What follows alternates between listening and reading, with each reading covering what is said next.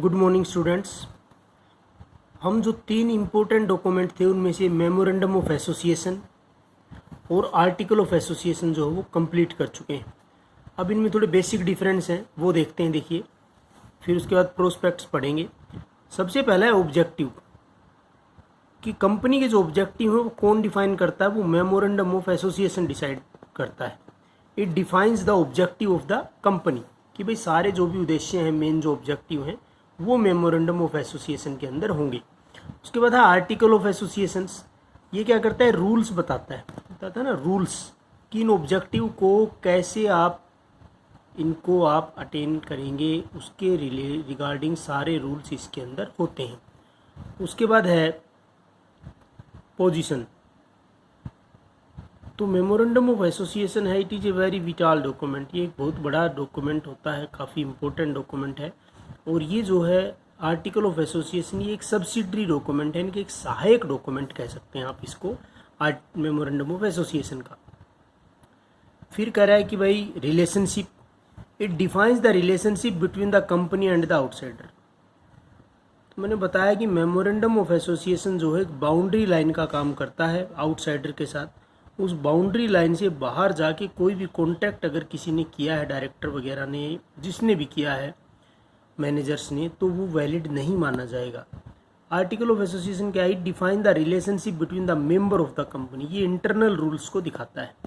Validity की बात अगर करें, the activity beyond the power of memorandum of association are not considered to be perform by the company and even all the member can't rectify it.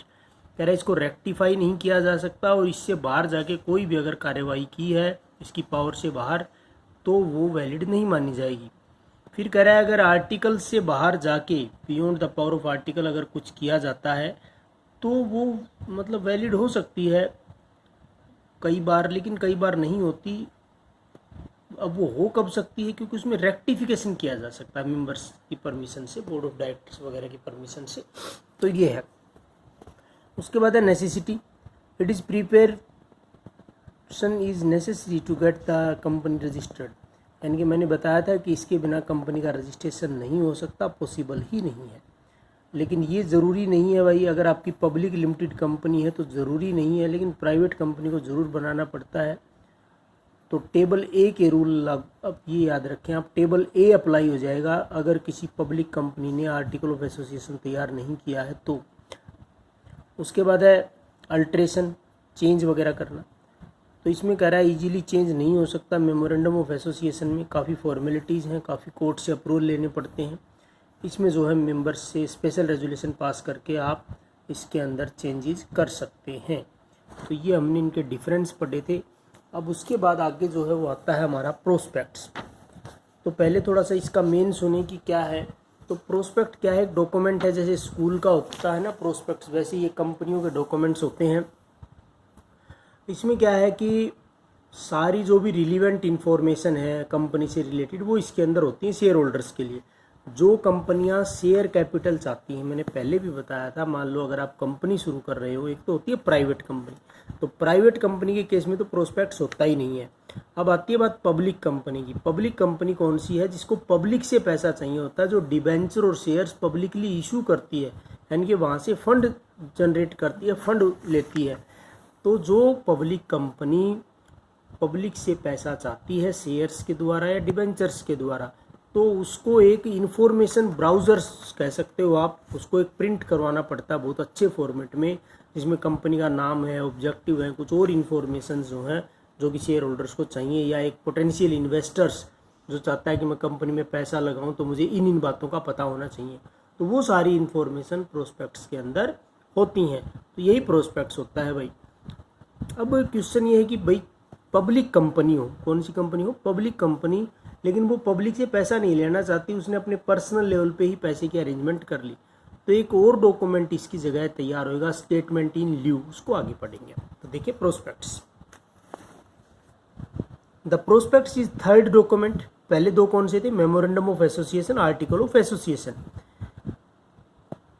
तो third document है relation of the formation of the company. Generally prospect is issued by public company. मैं पहले बता चुका हूँ कि एक public company ही जिसको पब्लिक से पैसा चाहिए होता है वो इसको इशू करती है। The promoter of the company generally issue prospect after obtaining the certificate of incorporation, यानी कि रजिस्ट्रेशन के बाद, जब रजिस्ट्रेशन हो जाता है, क्योंकि अगर रजिस्ट्रेशन ही नहीं होगा तो किस चीज़ की कंपनी, पहले कंपनी रजिस्टर्ड हो जाती है, इनकॉर्पोरेटेड हो जाती है, उसके बाद जो है ये प्रोस्पेक्ट्स वगैरह की फॉर्मेलिटीज़ की जाती हैं। इसमें देर का company can commence its business immediately after incorporation, private company कर सकती है, लेकिन पब्लिक कंपनी में ज़रूरी होता है कि वो पैसा कलेक्ट कर ले, उसके बाद एक और सर्टिफिकेट उसको मिलता है अगर उसको मिनिमम सब्सक्रिप्शन रिसीव हो गया है तो फिर आता है इसके अंदर ऑब्जेक्ट क्या क्या हैं, ऑब्जेक्टिव क्या क्या है। पहला है to invite the public, main तो यही है कि भाई पब्लिक को इनवाइट करना कि भाई हमारे शेयर और डिबेंचर्स खरीदो। शेयर डिबेंचर पैसे जनरेट करने के लिए। To give detail of those conditions on which invitation to purchase share and debenture is to given to the public, सारी शर्तें कि किन किन शर्तों पे आपको शेयर डिबेंचर मिलेंगे या इशू किए गए हैं।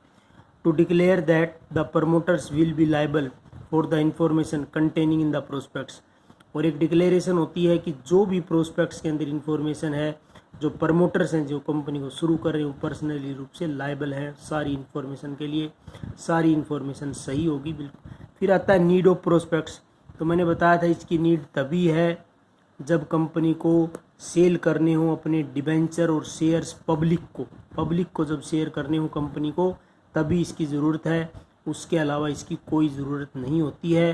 प्राइवेट कंपनियों के केस में ज़रूरत नहीं है, और अगर पब्लिक कंपनी के भी खुद के सोर्स हैं तो भी ज़रूरत नहीं होती है। उसकी जगह पे कौन सा डॉक्यूमेंट आ जाता है, स्टेटमेंट इन ल्यू आ जाता है भाई, इसको बोलते हैं स्थानापन्न पर विवरण हिंदी के अंदर, यानी कि प्रोस्पेक्ट्स तो नहीं है लेकिन उसका रूप है ये एक किस्म से, ठीक है।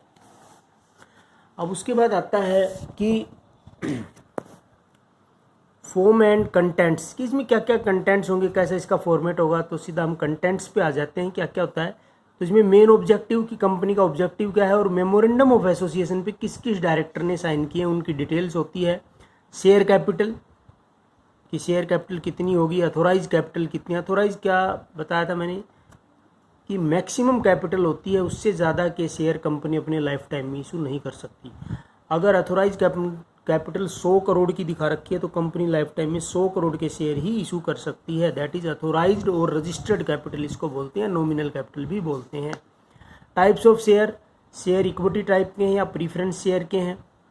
Number of each type of share, अगर दोनों टाइप के हैं तो कितने कितने शेयर आप इशू कर रहे हैं, प्राइस क्या है, पावर ऑफ शेयर होल्डर्स क्या हैं। If redeemable preference share are, redeemable preference share वो होते हैं जिनका पैसा कंपनी लाइफ टाइम में वापस कर देगी, नॉर्मली 10 साल में, 20 साल तक। तो मेंबर्स उसके बारे में थोड़ा सा डेट वगैरह की कब तक रिडम्पशन हो सकता है, रिडम्पशन का मतलब पैसा वापस करना। मैनेजरियल पर्सनल कौन कौन है, प्रबंधकीय कर्मचारी, उनके नाम वगैरह, डायरेक्टर्स के देखो, डायरेक्टर और propose director, managing director, CEO वगैरह सब सारी चीज़ें इसके अंदर देनी पड़ती हैं। फिर है मिनिमम सब्सक्रिप्शन कि डायरेक्टर्स ने कितना डिसाइड किया है, वो दिया हुआ होता है कि इतना पैसा तो आना ही चाहिए। ओपनिंग ऑफ सब्सक्रिप्शन लिस्ट कि सब्सक्रिप्शन लिस्ट कब खुलेगी, the time of opening of the subscription list shall not be before the expiry of the 5th day of the issuing of the prospects. फिर कह रहा है इनके जब प्रोस्पेक्ट इशू करा उससे 5 दिन पहले की नहीं होने की, 5 दिन का टाइम तो दें, नॉर्मली 120 दिन। Application and allotment money, application मतलब कि जैसे मान लो हमें शेयर खरीदने हैं किसी कंपनी के, तो एप्लीकेशन के साथ कंपनी ने कितने रुपए मंगवाए हैं। अलॉटमेंट मतलब जिस दिन हमें शेयर मिलेंगे उस दिन कितना पैसा दिया जाएगा, वो सारी चीज़ें। शेयर और debenture issued for consideration other than cash, इसका क्या मतलब है, इसका मतलब है कि भाई शेयर और डिबेंचर इशू तो कर रहे हैं लेकिन कैश में नहीं, या तो हमने कोई एसेट्स खरीद लिया, माल खरीद लिया, बिल्डिंग खरीद लिया, कुछ भी लिया, मशीनरी खरीद ली, उसके बदले में हम शेयर्स दे रहे हैं, फुल्ली पेडअप है, पार्सली पेडअप है, उसके बारे में।